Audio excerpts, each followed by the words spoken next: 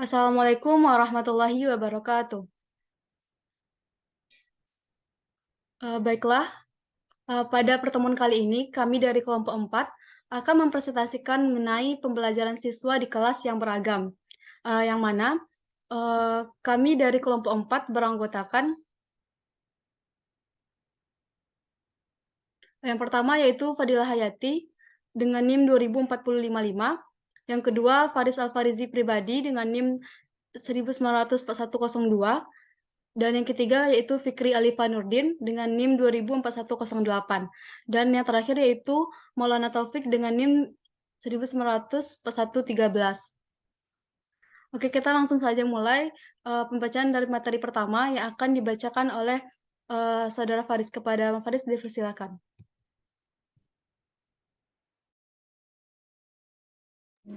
Baik, terima kasih moderator. Apakah suara saya jelas? Jelas? Baik, terima kasih atas waktunya. Saya Farisal Farisi pribadi, NIM 19004102 dari kelompok 4 yang akan yang akan mempresentasikan hasil diskusi kelompok kami yaitu tentang materi tersebut.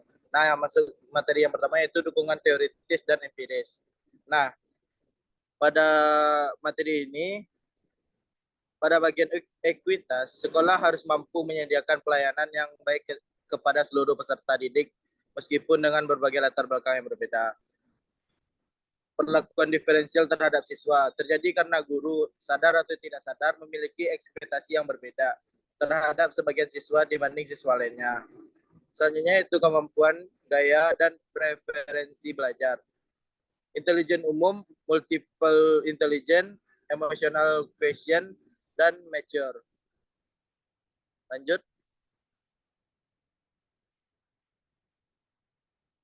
Nah, pada kali ini kita akan membahas tentang perbedaan belajar siswa. Yang pertama yaitu gaya kognitif adalah siswa yang bersifat deal dependent dan feel independent. Yang kedua yaitu gaya belajar. Ada anak-anak yang gaya belajarnya in konteks atau di dalam konteks dan out konteks atau di luar konteks. Nah, selanjutnya preferensi belajar yaitu berkaitan dengan lingkungan belajar, suara, cahaya, pola pengaturan tempat duduk, banyaknya dukungan emosional yang dibutuhkan, dan derajat struktur dan interaksi sebaya. Mungkin hanya itu yang dapat saya sampaikan. Apabila ada kata yang salah, mohon dimaafkan. Saya kembalikan kepada moderator. Terima kasih. Baik, terima kasih kita ucapkan kepada Bang Faris. Selanjutnya yaitu akan dibacakan oleh Bang Taufik. Kepada Bang Taufik dipersilahkan. Baiklah, terima kasih kepada moderator. Sebelum itu, perkenalkan nama saya Maulana Taufik dengan NIM 19004113. Saya akan melanjutkan materi yang sudah dibacakan oleh Faris, yaitu selanjutnya ada materi tentang eksepsionalitas atau keluar biasaan. Yang pertama itu disabilitas, yaitu siswa yang memiliki kebutuhan atau kebutuhan khusus yang harus dipenuhi oleh pendidik agar mereka mendapatkan kesempatan yang sama dalam pendidikan seperti siswa-siswa lainnya. Dan kedua ada gifted, siswa yang memiliki kemampuan istimewa yang jauh di atas kemampuan siswa pada umumnya. Mungkin hanya itu yang dapat saya sampaikan. Saya kembalikan kepada moderator. Baik, terima kasih kita ucapkan kepada Bang Taufik. Selanjutnya akan disampaikan oleh Fikri Alifanuddin. Kepada Fikri dipersilahkan.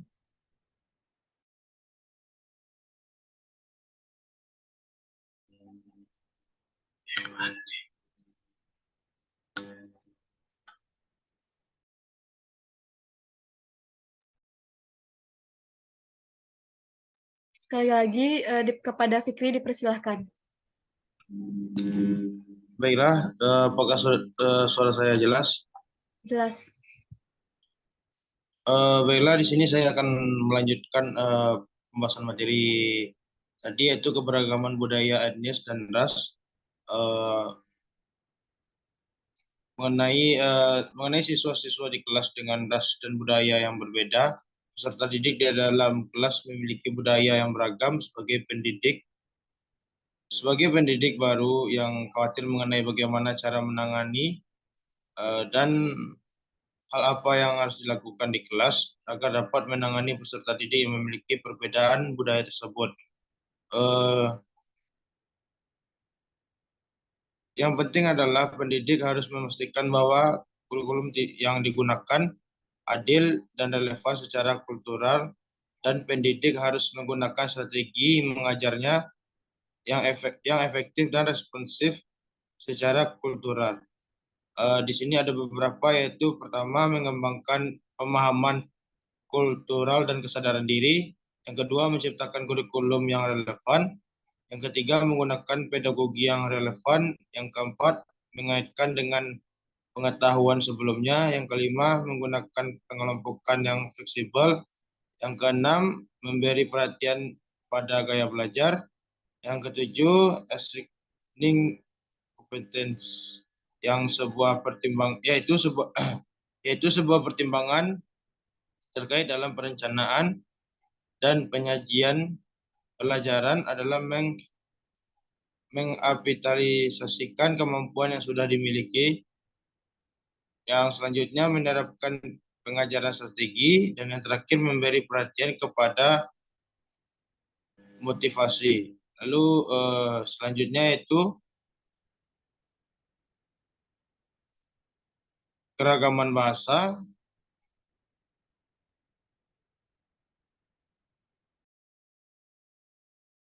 Satu perubahan signifikan dalam demografis sekolah di Indonesia. Hampir semua siswa di Indonesia memiliki bahasanya sendiri yang berasal dari bahasa daerah. Tidak semua yang berasal di sekolah.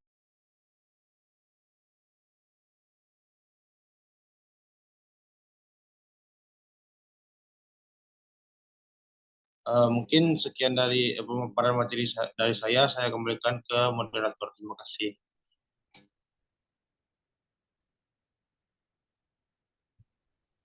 Baik, terima kasih kita ucapkan kepada Fikri. Mungkin materi selanjutnya akan saya bacakan sendiri, yaitu selanjutnya itu menangani perbedaan gender. Yang pertama yaitu sadari tentang keyakinan dan perilaku Anda sendiri. Lalu yang kedua, pantau frekuensi dan sifat interaksi verbal Anda. Lalu pastikan bahwa bahasa dan materi kurikulum bebas gender dan berimbang. Bagi-bagi tugas kelas kepada anak-anak dengan cara yang equitabel. Dorong siswa untuk reflektif terhadap hasil kerja dan sikapnya sendiri. Tunjukkan sikap hormat kepada seluruh siswa. Lalu mengatasi perbedaan kelas sosial. Sebelum itu, kita harus mengetahui terlebih dahulu apa itu kelas sosial. Sosioekonomik status merupakan istilah yang menunjukkan perbedaan-perbedaan individu dalam kelas sosial di masyarakat. Perbedaan tersebut terkategorikan menjadi 4 kelas, yaitu upper class, kelas atas, middle class, kelas menengah, working class, kelas pekerja, dan lower class, kelas bawah. Dan bagaimana mengatasi perbedaan kelas sosial ini di keberagaman kelas, yaitu yang pertama, bangun kepercayaan dengan siswa. Lalu yang kedua, libatkan siswa dalam kegiatan pembelajaran. Lalu yang ketiga, buat perayaan yang mengikut sertakan semua golongan kelas. Lalu libatkan orang tua. Selanjutnya, kenalkan buku. Dan yang terakhir, biasakan siswa menulis. Mungkin hanya itu pemaparan materi dari kelompok 4. Kami memohon maaf jika ada kesalahan. Terima kasih atas perhatian. Mungkin sesi selanjutnya, diskusi, saran dan kritik, penambahan materi, dan tanya jawab bisa dilanjutkan di forum diskusi yang ada di e-learning. Saya tutup dengan Assalamualaikum warahmatullahi wabarakatuh.